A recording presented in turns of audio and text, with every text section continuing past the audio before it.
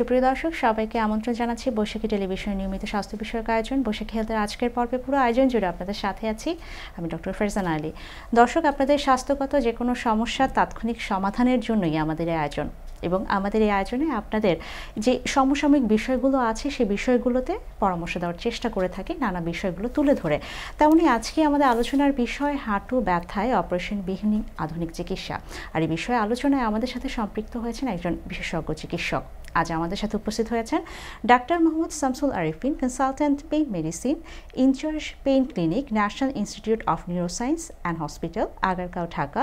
Sir chief consultant হিসেবে কর্মরত আছেন Abha pain and intervention centre. Sir, আমন্ত্রণ জানাচ্ছি আমাদের আজকের পর্বে। কেমন আছেন? আলহামদুলিল্লাহ। আজকের বিষয় কিন্তু খুবই গুরুত্বপূর্ণ, হাঁটু ব্যথার অপারেশনবিহীন আধুনিক চিকিৎসা। হাঁটু ব্যথায় ভোগেননি এমন মানুষ কিন্তু খুব কমই আছে। দেখা যায় বিভিন্ন বয়সে কিন্তু এই হাঁটু ব্যথা নিয়ে রোগীরা আসছেন। আপনি যেহেতু পেইন মেডিসিনে আছেন এবং অনেকদিন ধরে এই পেইন নিয়ে, ব্যথা নিয়ে কাজ করছেন, একটু জানতে চাই যে হাঁটু ব্যথার কী কী কারণ নিয়ে রোগীরা আসছেন আপনাদের কাছে? খুব সুন্দর একটা কোশ্চেন করেছেন। আসলে কোনো পেশেন্ট যখন হাঁটু ব্যথা নিয়ে আসেন, উনি শুধু হাঁটু ব্যথা নিয়ে আসেন, এসে বলেন যে আমার হাঁটু ব্যথা। তারপর তারা বলেন যে হাঁটু ব্যথা, আমরা যখন জিজ্ঞেস করি যে কী ধরনের সমস্যা হচ্ছে, তখন ওরা এক একজন এক এক রকম কথা বলতে থাকে। যেমন কারো শুধুই হাঁটু ব্যথা, সিঁড়ি ভাঙতে ব্যথা, কারো হাঁটতে গিয়ে ব্যথা, কারো হাঁটতে গেলে খসখস শব্দ হচ্ছে, আর কার প্রচণ্ড ব্যথা যে বসা থেকে দাঁড়াতে গেলে কষ্ট হচ্ছে। তো এই ক্ষেত্রে আমরা যেটা করি যে হাঁটু ব্যথার জন্য আমাদের খুবই ইম্পর্টেন্ট জিনিস হচ্ছে আমাদের একটা ইনভেস্টিগেশন। সেক্ষেত্রে তাদেরকে আমরা একটা এক্স রে করতে পাঠাই ইউজুয়ালি ফার্স্টে, এবং এক্স রে আসার পরেই আমরা দেখি যে আসলে তার যে হাঁটু ব্যথাটা কোন লেভেলে আছে, যেটাকে আমরা বলি অস্টিও আর্থ্রাইটিস। মেনলি হাঁটু ব্যথার অস্টিও আর্থ্রাইটিসের জন্য হয়, এবং আমরা পেশেন্টকে আসার পরে ফার্স্টে তাকে এক্সপ্লেন করি। এক্সপ্লেন করার পরে তাকে কিছু মেডিকেশন দিয়ে তারপরে কিন্তু আমরা তাকে এক্স রে করতে বলি। আচ্ছা, আমরা যে জানলাম যে রোগীরা যখনই আসছেন আপনারা এক্স রে দিচ্ছেন, এছাড়া কি আর রোগ নির্ণয়ের জন্য কোনো পরীক্ষার প্রয়োজন পড়ছে কিনা? হ্যাঁ, অনেক ক্ষেত্রে হয় যে এক্স রে দিয়ে শুধু আমরা মানে হাড়ের অবস্থা দেখতে পারি, ঠিক আছে, কিন্তু এছাড়া কিন্তু হাঁটু ব্যথা যে শুধু অস্টিও আর্থ্রাইটিসের জন্য হয় তা তো না। সাথে কিন্তু আমাদের কিন্তু কিছু মাংসের জন্য বা মাংসপেশিতে কিছু ইনফ্লামেশন থাকে, যেমন প্যাসেন্সিয়ান বার্সাইটিস, কিংবা কোনো যেমন ধরেন আমাদের কোনো টেন্ডন, ল্যাটারাল বা মিডল কোলেটাল লিগামেন্ট, এসব কিন্তু আমাদের এক্স রেতে আসে না। তখন কিন্তু আমরা আলট্রাসোনোগ্রাফির সাহায্য নেই। এছাড়াও যখন আমরা দেখি যে আলট্রাসোনোতেও বা এক্স রেতে খুব বেশি আমরা মানে কষ্টটা ধরতে পারছি না, কিংবা যেমন ধরেন খুব ডিপার স্ট্রাকচার, কিছু টিয়ার হয়ে থাকে, ম্যাক্সিমাম ক্ষেত্রে যেসব রোগীরা অ্যাক্সিডেন্টের কথা বলে তাদের ক্ষেত্রে কিন্তু আমরা সাথে একটা এমআরআইও করতে বলি হাঁটুতে। মোটামুটি এক্স রে, আলট্রাসাউন্ড, এমআরআইয়ের মাধ্যমে মোটামুটি একটা গ্রস একটা ধারণা চলে আসে যে কোন স্পেসিফিক কজের জন্য ওনার হাঁটুটা ব্যথা হচ্ছে। আমরা হাঁটু ব্যথা নিয়ে প্রসঙ্গ নিয়ে কথা বলছি, এবং আমরা কিন্তু জানি যে আপনি ন্যাশনাল ইনস্টিটিউট অফ নিউরোসায়েন্সে পেইন ক্লিনিকের ইনচার্জ হিসেবে কর্মরত আছেন। এই যে আমরা জানি যে যখনই নিউসের কথা, তো নিউরোসায়েন্সের কথা আসে, আমরা জানি যে নিউরোলজিক্যাল সমস্যা নিয়ে বেশি রোগীরা আসার কথা। পেইন রিলেটেড কী সমস্যা নিয়ে আপনার কাছে এই নিউরোসায়েন্সের রোগীরা আসছেন? আসলে নিউরোসায়েন্সে বলতে আসলে হচ্ছে ব্রেন অ্যান্ড স্পাইন, ঠিক আছে। তো ওখানে কিন্তু অনেক পিএলআইডি পেশেন্টও কিন্তু আসে যে কোমরে ব্যথা নিয়ে আসে। যখন আগে আমাদের এই পেইন ক্লিনিকটা ছিল না, তখন রোগীদের অনেক কষ্ট হতো যে ওদেরকে নিউটোর বা অন্য জায়গায় রেফার করা লাগতো। এখন আমাদের পেইন ক্লিনিক হওয়ার পরে আমাদের কিন্তু ইন্টারনালি যেসব অন্যান্য সার্জনরা বসেন আউটডোরে, ওনারা অত্যন্ত হ্যাপি যে কোমর ব্যথা বা অন্যান্য ব্যথা যেগুলো আসে সেগুলো অ্যাটলিস্ট আরেকটা জায়গায় আমরা নিমসের মধ্যে রেফার করতে পারছি। তো এই ক্ষেত্রে আমরা দেখেছি যে কোমর ব্যথা নিয়ে ম্যাক্সিমাম আসে, কেননা আমাদের এই লো ব্যাক পেন এটা কিন্তু একটা প্রায় 60-70% জনগণ এটাতে ভুগে। আর খুব তারপরও ফ্রোজেন শোল্ডার বা শোল্ডারের ব্যথা, হাঁটু ব্যথা, এগুলো নিয়েও পেশেন্ট আছে আমাদের কাছে। এই যে হাঁটু ব্যথা, যেহেতু আজকের বিষয় হচ্ছে হাঁটু ব্যথার অপারেশনবিহীন আধুনিক চিকিৎসা, এই আমরা জানলাম যে কিন্তু আপনাদের কাছে হাঁটু ব্যথা কী কী কারণে রোগীরা আসে এবং কি পরীক্ষা নিরীক্ষাগুলো করা হচ্ছে। একটু জানতে চাই যে কোন বয়সের রোগীরা বেশি আসছে এই সময়টাতে? আসলে অস্টিও আর্থ্রাইটিস একটা হচ্ছে আসলে ডিজেনারেটিভ চেঞ্জ হচ্ছে আর কি। আসলে যখন আমাদের অ্যাডভান্স এজে এগুলো কিন্তু ধীরে ধীরে হাড় ক্ষয় পেতে থাকে, তখন এই বয়সের মহিলা পুরুষরা কিন্তু আমাদের এই আউটডোরে বা চেম্বারে আসে। অ্যারাউন্ড দ্য এজ অফ 50+ এদের কিন্তু সংখ্যা কিন্তু অনেক বেশি। আচ্ছা, মানে দেখা যাচ্ছে যে 50+ অর্থাৎ 50 যারা, তারাই বেশি আসছে। আর যখন এই রোগীগুলো আপনাদের কাছে আসছেন তখন আসলে কিভাবে চিকিৎসা দিচ্ছেন বা চিকিৎসা ধরন সম্পর্কে একটু জানতে চাই।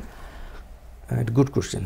যখন কোনো পেশেন্ট আসে তখন আমরা তো তার ফার্স্টে কিছু কোমরবিড আছে কিনা সব দেখে যখন আমরা এক্স রেটা করি, এখন অস্টিওআর্থ্রাইটিস 4টা গ্রেড আছে, 1, 2, 3, 4।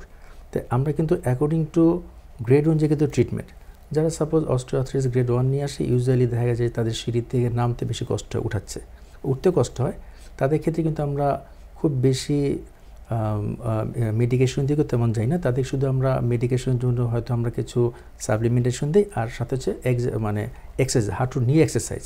এবং নি এক্সারসাইজে কিন্তু গ্রেড 1 অস্টিওআর্থ্রাইটিসের খুব ভালো এফেক্ট হয়। নট অনলি 1, 2, 3 সবগুলোতেই উপকার পাওয়া যায়।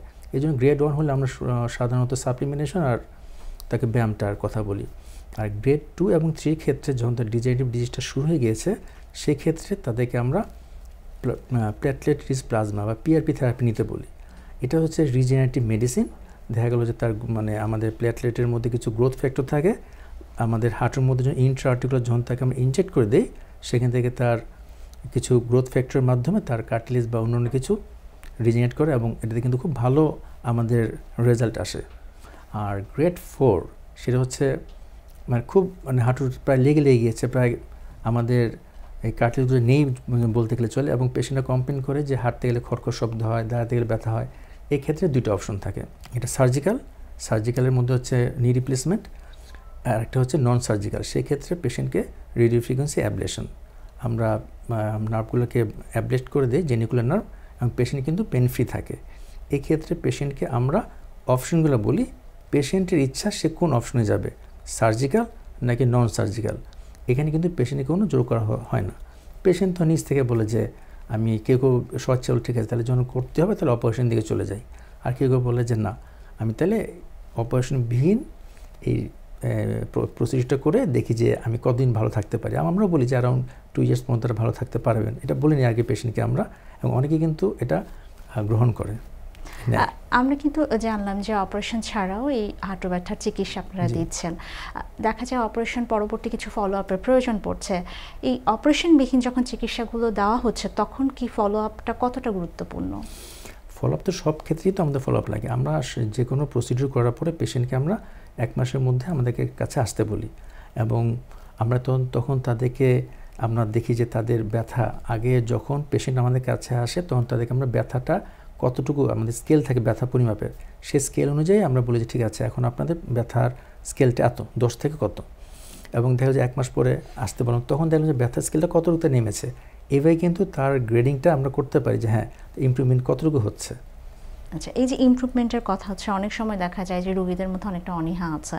ব্যথা হলো, তারা দেখা যায় হরহামেশাই ফার্মেসি থেকে ওষুধ খেয়ে ফেললো, প্যারাসিটামল বা আরও যে ওষুধগুলো আছে ব্যথানাশক ওষুধ, সেই ওষুধগুলো খেয়ে ফেলেন। এই বিষয়টাকে সামনে রেখে আমাদের দর্শকদের জন্য সার্বিকভাবে আপনার কি পরামর্শ থাকবে? দর্শকদের বলতে চাই, আসলে ইনডিসক্রিমিনেটলি আসলে এসব ওষুধ খাওয়া কিন্তু খুবই রিস্কি, কেননা যে কোনো ওষুধ কিন্তু আমাদের বডির উপর কিন্তু চাপ পড়ে, এবং এটা কিন্তু আলটিমেটলি বডি দিয়ে বের হয় আমাদের কিডনি থ্রু, কিডনি কিছু লিভারের মাধ্যমে বের হয়। কিন্তু এটা কিন্তু আমাদেরকে চিন্তা রাখতে হবে যে আমাদের কিডনির উপরে যেন কোনো চাপ না পড়ে, এটা কিন্তু মাথায় রাখতে হবে। আর আমি আর কিছু অ্যাড করতে চাই যে এই হাঁটু ব্যথা তো শুধু অস্টিওআর্থ্রাইটিস নিয়ে কথা বললাম, সাথে কিন্তু অন্যান্য আর কিছুক্ষণ আগে যেটা বলেছি যে আমাদের কিছু টেন্ডনস আছে, মাসেলস আছে, লিগামেন্টস আছে, এগুলো যে কিন্তু ব্যথা হতে পারে। দেখা গেলো যে অনেক পেশেন্ট আছে হাঁটু ব্যথা কিন্তু তার অস্টিওআর্থ্রাইটিস নেই, দেখা গেলো যেমন তার হয়তো কোনো কারণে মিডিল বা ল্যাটারাল কোলাটারাল লিগামেন্টের ইনফ্লামেশন হয়েছে, কিংবা প্যাসেন্সের বার্সাইটিস ইনফ্লামেশন হয়েছে, সেটা কিন্তু আমরা কিন্তু বলবো হাঁটু ব্যথা। আসলে হাঁটু ব্যথা বলতে আমরা সবাই ইন্ট্রাআর্টিকুলারটাই বুঝি, কিন্তু হাঁটুর 4 সাইডে যে কিছু মাসেলস, লিগামেন্ট, টেন্ডনস আছে, এগুলোর কথা আমাদের চিন্তা করতে হবে। সুতরাং হাঁটু ব্যথা বললে শুধু হাঁটু না, হাঁটুর সাথেগুলোও চিন্তা করতে হবে আর কি। অসংখ্য ধন্যবাদ স্যার আমাদের সাথে সম্পৃক্ত হওয়ার জন্য। ধন্যবাদ, এবং বৈশাখী টেলিভিশনকে ধন্যবাদ। ভালো থাকবেন সবাই আপনারা। দর্শক, কথা বলছিলাম হাঁটু ব্যথার অপারেশনবিহীন আধুনিক চিকিৎসা নিয়ে।